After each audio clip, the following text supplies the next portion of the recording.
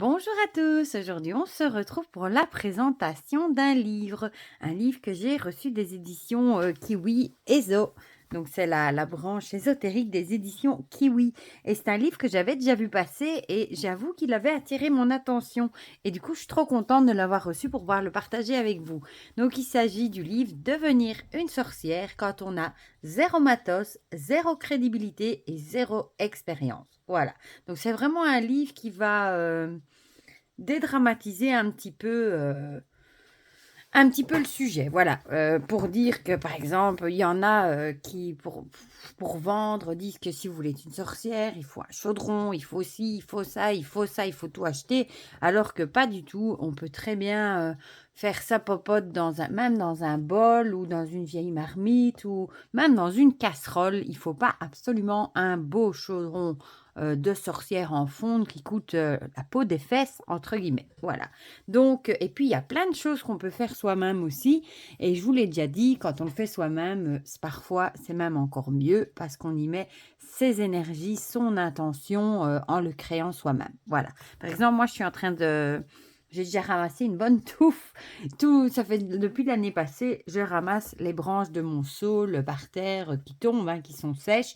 Et dans l'idée de faire un balai, j'ai déjà le manche de noisetier aussi dans ma véranda. Il me manque encore quelques branches du saule parce que j'aimerais quand même faire quelque chose d'assez touffu et de trouver un petit moyen d'attacher tout ça ensemble et j'aurais fait mon balai. Et je serai encore plus contente que de l'avoir acheté parce que je serai fière de l'avoir fait. Voilà. En plus, avec les arbres de mon jardin. Enfin, voilà. Bon, le petit truc qui n'a rien à voir avec le livre. Donc, c'est de Emilia Rache. Voilà. Bon, déjà, j'adore la couverture. Vous allez voir. À l'intérieur, il y a des petits dessins aussi. Enfin, je vais vous montrer après. On va d'abord lire ce qui est écrit au dos. Alors, devenir une sorcière, bon, ça c'est le titre. Pas besoin d'avoir le parfait kit mystique pour être une vraie sorcière. Es-tu la parfaite petite Wiccan? As-tu acheté la bonne marque de bougies pour ton prochain rituel? Disposes-tu d'un jardin privé pour marcher pieds nus dès le lever du soleil, le matin d'Ostara? Possèdes-tu un atamé, un chaudron, suffisamment d'oracles pour varier tes tirages? Bon, là, je ne répondrai pas à cette question. Pas facile d'être une vraie sorcière, n'est-ce pas? À moins que tout ceci ne soit que fabulation et que l'on puisse développer sa magie, même lorsque l'on n'a pas le temps ni l'argent. Moi, je suis persuadée que la magie, c'est de quelque chose qu'on a dans le cœur, quelque chose qui vient du plus profond de soi, qu'on ressent. Bon, oui, forcément, c'est bien d'avoir du matériel, mais si vous n'en avez pas, ça ne vous empêche pas d'être une sorcière. Et c'est triste de se dire qu'il y a des gens qui n'osent pas se lancer parce qu'ils se disent qu'ils n'ont pas l'argent ou pas ce qu'il faut comme matériel. C'est triste, voilà. Donc, dans ce guide pratique décomplexant, voilà, c'est le mot que je cherchais, décomplexé. Emilia Reich passe en revue tous les prétendus obstacles qui font barrage à la sorcellerie et déconstruit les clichés qui placent la barre magique trop haut. Tous les chapitres sont là pour véhiculer le même message. Ce qui fait une bonne sorcière ou un bon sorcier, c'est la spiritualité et non tout ce qui l'entoure. L'autrice rappelle à chaque lectrice et chaque lecteur que la magie est en nous et que la sorcellerie commence par la croyance en ses propres pouvoirs. Voilà. Donc il est au prix de 18 €. En plus, c'est un livre, vous allez voir, qui se lit hyper facilement parce qu'il est coupé en plusieurs petits chapitres et ça se lit très facilement. Moi, je l'ai déjà commencé et je le trouve très chouette. Bon, je ne l'ai pas encore fini, évidemment. Voilà, donc ici, on a la page de garde. Ici, on a une petite phrase. Aller sur la lune, ce n'est pas si loin. Le voyage le plus lointain, c'est à l'intérieur de soi-même. Je trouve ça très joli. Voilà, de Anaïs Nim. Donc, on a le sommaire avec une introduction. La première partie, devenir une sorcière quand on a zéro matos. La deuxième, zéro crédibilité. Et la troisième, zéro expérience. Donc, ça reprend les titres, du coup, qu'il y avait là tout de suite. Je vais peut-être juste vous bouger une petite minute et je reviens pour vous mettre au-dessus. J'aurai plus facile à vous montrer. Voilà, comme ça, je sais tenir le livre à plat et vous voyez bien d'au-dessus. Ce sera plus simple. Et pour finir, les conclusions. Alors ça déjà, moi, c'est pas vous, mais ça me donne envie de colorier ces petits dessins. Je les trouve trop jolis et je serais bien tentée. C'est rare que je dise ça, hein. Vous allez vous dire, mais elle devient folle. Elle qui dit toujours qu'elle ne peut pas écrire dans un livre ou quoi que ce soit. Ben, ici, je ne sais pas pourquoi, mais j'ai envie de les colorier et je pense que je vais le faire. Voilà, je ne deviens pas folle, ne vous inquiétez pas. Donc, on a l'introduction que j'ai lue, que j'ai beaucoup aimée. Voilà, où elle vous explique son chemin, pourquoi elle vous propose ce guide, etc. C'est quoi une sorcière? Voilà, là, elle vous explique aussi un petit peu vraiment l'idée de décomplexer. Hein. Et bon, elle vous explique en gros, mais ça, bon, c'est dans plein de livres hein, que les sorcières, malheureusement, où il y en a beaucoup qui ont été brûlées parce qu'elles soignaient, par exemple, avec les plantes ou des choses comme ça, et elles ont été considérées comme sorcières, alors qu'aujourd'hui, on serait toutes brûlées. Moi-même, première, je serais brûlée avec mes tarots, mes machins. Je serais la première sur le bûcher. Et c'était parfois même par jalousie, des voisins médisants, enfin voilà, entre guillemets. Alors, pourquoi vouloir devenir une sorcière? Ici, elle vous explique aussi un petit peu comment en devenir une. Voilà, bon, ici, elle explique qu'il y en a, il y a des comptes, etc., sur Instagram, etc. Alors ici, bon, la première partie, du coup, quand on a zéro matos, encore une fois, j'ai envie de colorier. Alors ici, faut-il posséder du matériel pour devenir une sorcière? Voilà. Et elle vous explique, si tu es novice en sorcellerie, tu te rends sûrement compte que pour être sorcière, il te semblerait qu'il faille posséder un nombre infini d'objets, ce qui coûte évidemment un peu cher à force. Mais justement, pas du tout, parce qu'il y a plein de choses du quotidien qui peuvent servir de matériel. Par exemple, si vous avez un coup de papier, un vieux coup de papier de votre grand-mère que vous aimez beaucoup, ça peut très bien faire un atamé, par exemple. Voilà. Alors, par exemple, le chapitre 1, je n'ai pas de pierre. Là, elle va vous expliquer, elle va vous parler un petit peu, la lithothérapie, c'est quoi, l'importance des pierres dans le monde, où les trouver. Voilà, ça c'est vraiment plus pour les débutants, je dirais. C'est des choses, moi la lithothérapie, évidemment, je sais ce que c'est. D'ailleurs, vous le voyez, ils sont là. Comment choisir ces pierres? Ici, elle vous parle un petit peu des chakras. Et elle vous donne quelques petits exemples, par exemple. Alors ici, je n'ai pas de chaudron. Voilà. Elle explique qu'au tout début de sa pratique, elle a commencé par regarder beaucoup de vidéos, elle a lu beaucoup de livres, interrogé des personnes de son entourage, etc. Qu'elle en a peut-être même lu trop, qu'elle a acheté plein de trucs et machins pour combler son vide de connaissances, etc. Et puis, j'aime bien comme c'est écrit, puisqu'en même temps, il y a une petite note d'humour. Cette sale affaire de chaudron finit par mettre un terme. Voilà. Et elle explique qu'un jour, elle est tombée sur un blog qui mentionnait l'importance de détenir un chaudron pour pouvoir brûler ses affirmations, incantations, etc. Et il se trouva que le soir même, l'urgence lui a paru évident, qu'il lui fallait du coup un chaudron. Voilà, et puis voilà. Et bon, elle vous explique son histoire. Et ici, elle vous dit à la fin, je vous propose donc de prendre une casserole qui ne sert plus dans ta cuisine. Enfin, il y a plein de choses qui peuvent servir. Un chaudron, la seule chose qu'il faut, évidemment, c'est que ça résiste au feu. Ça peut même être un pot en terre cuite, enfin, quelque chose qui résiste au feu. Voilà. Voilà, et personne ne t'en voudra de pas avoir de chaudron, surtout pas l'univers. C'est très juste. Je n'ai pas de bougies. Bon, ici, elle va vous parler des couleurs des bougies. Comment les utiliser, les bougies. Le DIY de bougies. Je n'ai pas de carte divinatoire, par exemple. Là, elle nous fait un petit mot sur le tarot. Voilà, elle vous donne la liste, voilà, des arcanes. Les oracles, même chose. Ça fonctionne comment, tarot oracle? Je trouve que c'est un chouette livre, même pour débuter, pour décomplexer, pour ceux qui veulent, qui ont envie, mais qui n'osent pas et qui ont peur de... Enfin, qui se disent qu'ils n'ont pas tout ce qu'il faut, que ça coûte trop cher, etc. Je trouve que c'est un chouette livre à lire. Créer son propre tarot, pourquoi pas, le DIY. Et ici, par exemple, elle vous dit pour t'aider, par exemple, l'impératrice, et elle vous donne quelques petites phrases ou ce que ça vous inspire, des petites questions à se poser. Créer son propre oracle. Je n'ai pas de baguette magique. Moi, je vous avoue que je n'en ai pas non plus et ça m'a jamais posé de problème. En fait, j'en ai déjà vu passer plein sur Internet, mais encore une fois, j'ai dans l'optique de la faire moi-même. Et bon, ça n'est pas encore venu à l'heure du jour. J'ai pas encore eu le temps. Mais un jour, je suis sûre, je tomberai sur un bâton et je me dirais, ça fera une belle baguette. C'est comme le manche du balai, je l'avais déjà trouvé. Et dès que je l'ai vu, j'ai su que ce serait le manche du balai. Un peu d'histoire, à quoi ressemble une baguette, pourquoi j'en aurais une. Évidemment, c'est bien pour guider l'énergie, etc. Comment m'en procurer. Et ici, comment la fabriquer. Moi, j'ai un super livre chez Alliance Magique d'ailleurs.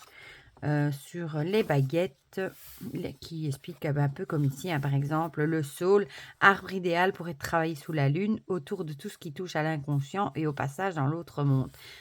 Elle vous explique les différentes sortes de bois et leur symbolisme. Voilà. Je n'ai pas de tambour chamanique. Je vous avoue que ça, moi, absolument pas non plus. Et tout le monde n'est pas obligé d'en avoir un parce que ça, c'est vraiment hors de prix. Petite histoire du tambour chamanique, les bienfaits du tambour sur le corps humain. Ensuite, je n'ai pas de pendule. Et bien ça, encore une fois, vous prenez une bague et un fil et vous avez un pendule. Voilà, c'est hyper facile à fabriquer soi-même. Si vous n'avez pas les moyens, c'est mon fils, il en a même fait un, croyez-moi, avec un anneau de rideau. Voilà. Qu'est-ce qu'un pendule divinatoire ? Le DIY du pendule, comment ça s'utilise, et des planches, des cadrans, on en trouve en veux-tu, en voilà, sur Internet, à télécharger et à imprimer. Je n'ai pas de grimoire, encore une fois, moi non plus. Il y a des cahiers, il y en a même qui aiment faire ça sur leur smartphone, dans un traitement de texte. Ou, si, j'en ai un, mais je ne l'ai pas encore commencé, et un cahier, ça va très bien aussi. Vous pouvez très bien écrire dans un cahier et vous pourriez très bien soit garder ce cahier, soit dans plusieurs années ou quand vous êtes sûr de votre coup, retranscrire dans un grimoire si vous avez envie. Mais encore une fois, il n'y a pas d'obligation. Le livre des ombres, là, le DIY du grimoire. Je n'ai pas de balai. Comme je viens de vous dire, moi, je n'en ai pas encore, je l'ai à moitié. Petite histoire de sorcière, à quoi il servait. Moi, c'est surtout dans l'intention de nettoyer les énergies, etc. Mon DIY balai, voilà, pour le faire vous-même. Ensuite, on passe à la deuxième partie quand on a zéro crédibilité. Ici, faut-il être crédible pour devenir une sorcière ? Je n'ai pas de podcast, de blog ni d'Insta. Ça, en même temps, il y en a beaucoup qui n'en ont pas. Et je ne pense pas qu'il y a quelques années, ils avaient des blogs, des Insta, etc. Je n'ai pas le bon look. Encore une fois, là, moi, je suis aussi du même avis. Le look, entre guillemets, c'est propre à chacun.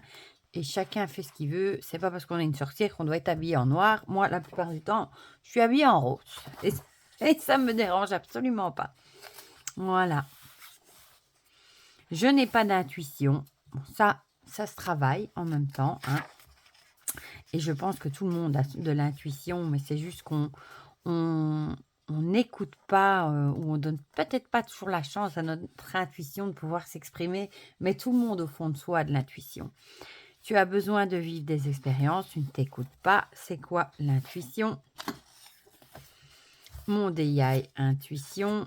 Je suis entourée de personnes pas sympas. Ça, encore une fois, je ne vais pas dire que moi, je suis entourée de pas sympas, mais je suis entourée de personnes qui se demandent d'où j'ai été pêcher ça, parce que je suis une des seules dans la famille, non, je suis la seule dans la famille à avoir ce penchant-là, à m'intéresser à ça.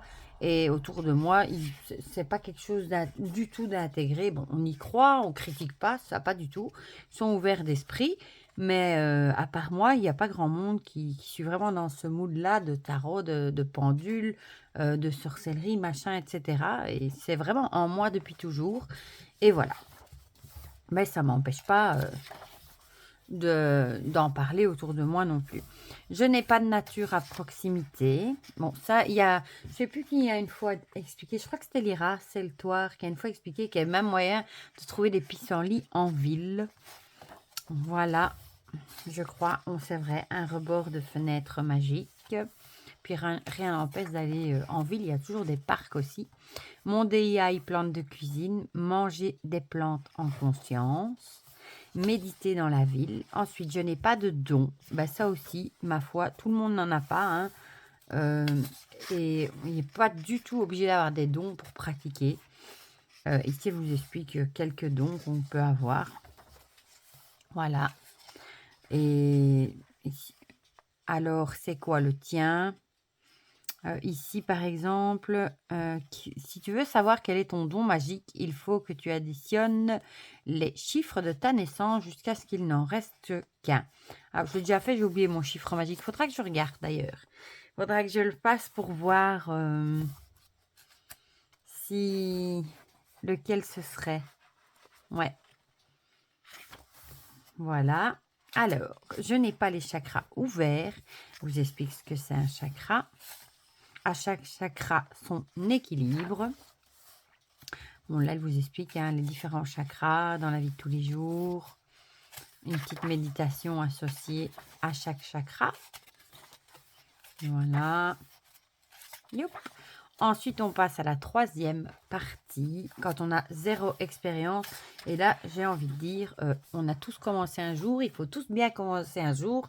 Et sans commencer, il n'y a pas moyen d'avoir de l'expérience. Sans pratiquer, il n'y a pas moyen d'acquérir de l'expérience. Donc, voilà. Faut-il avoir de l'expérience pour devenir une sorcière? Je n'ai jamais fêté les sabbats. Et là, elle vous explique un petit mot sur les sabbats, à quoi ils correspondent. Comment les célébrer. Voilà. Je n'ai jamais fait mon thème astral. Honnêtement, moi non plus. Voilà. Qu'est-ce qu'un thème astral? De quoi c'est composé? Par contre, c'est quelque chose qui m'intéresse énormément. Mais c'est assez complexe. Voilà. Et du coup, je ne l'ai jamais fait. Et je n'ai jamais demandé à quelqu'un de me le faire parce que c'est assez coûteux aussi. Mais j'avoue que j'ai des livres sur le sujet, l'astrologie aussi.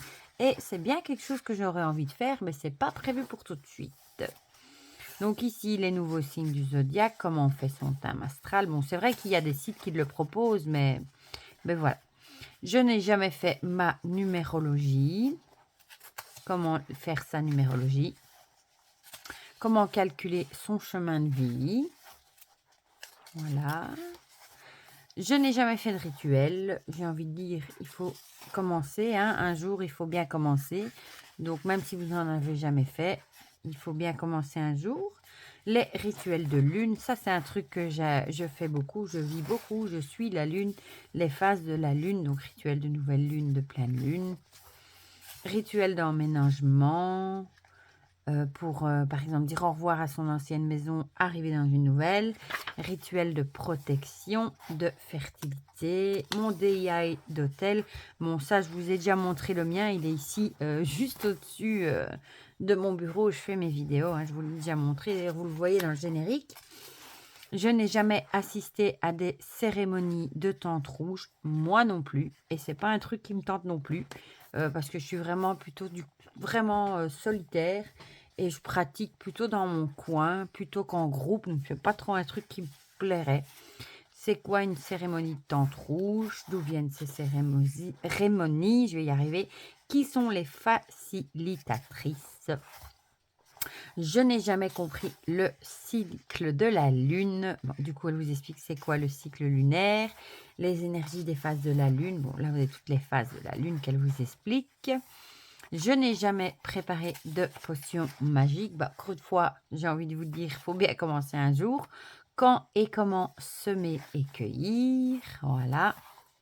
Recette de potion. Potion revitalisante comestible. Bouteille de protection non comestible. C'est bien de le préciser. Puis on a les conclusions. Voilà, ici. Une bibliographie et des sites pratiques. Voilà. Franchement, c'est un livre que j'ai beaucoup, qui me plaît beaucoup. Pour le peu que j'ai lu, j'ai beaucoup aimé. Je trouve ça décomplexe un petit peu parce que ça a tendance à devenir très commercial où on vous vante les mérites qu'il faut absolument ça, acheter ça, acheter ça. Bon, moi, ça fait plus de 20 ans, donc forcément, au fil des ans, j'ai acheté des trucs petit à petit, bien que moi, j'adore acheter sur les brocantes. J'ai déjà acheté tout ce qui est bougeoir. J'adore les bougeoirs anciens. C'est où on met la chandelle là et on tient comme ça. Et sur les brocantes, on vous les jette à la tête. Plus personne n'en veut. Pareil, des chaudrons en cuivre que j'ai déjà acheté pour 1 €, rien du tout, que les gens ne veulent plus. Enfin, il y a vraiment plein de choses qu'on peut acheter. Des cloches aussi, c'est vrai, j'en ai acheté 2. Je voulais absolument des cloches, des belles cloches et je les ai achetées pour rien du tout non plus. Les pierres, pareil, je les ai pas achetées tout le même jour, c'est au fil des années que je les ai achetées. Mon pentagramme, je l'ai fait moi-même avec des branches et de la ficelle. Enfin, vous voyez un petit peu le topo. Voilà, donc c'est vraiment un chouette livre, je trouve, qui explique un petit peu, les bases de la sorcellerie en décomplexant un petit peu, tout ça et en se disant que même si vous n'avez rien, si vous avez ça dans votre cœur, à l'intérieur de vous, vous pouvez vous y mettre, il y a pas de raison. Il y a plein d'objets qui peuvent être détournés, à ce propos. Voilà, franchement, je le trouve très, très chouette. Du coup, dites-moi en commentaire ce que vous en pensez, si vous l'avez acheté ou si vous faites de l'œil, ce que vous pensez du sujet aussi, pourquoi pas. Comme ça, on partage tout ça ensemble dans les commentaires. Pour le reste, je vous fais plein de gros bisous. Je remercie encore les éditions Kiwi qui me l'ont envoyé. Et pour le reste, on se dit à très vite pour de prochaines vidéos. Bisous, bisous!